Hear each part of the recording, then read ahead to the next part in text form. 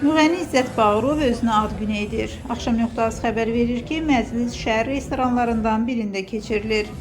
Sənətçi məclisə ailə üzvlərinin, sənət dostlarını çağırıb. Gecədən görüntülər sosial şəbəkələrdə paylaşılıb.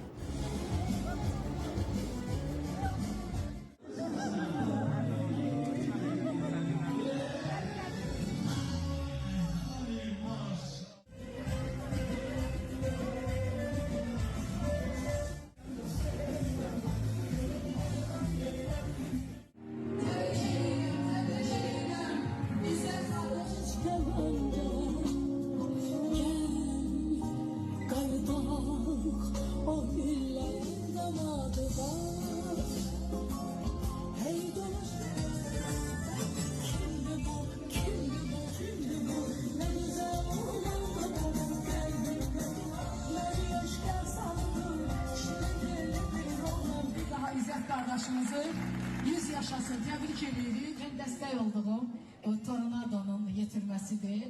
Faris Savaş'la okuyacağım. O yâre divaneyem ben.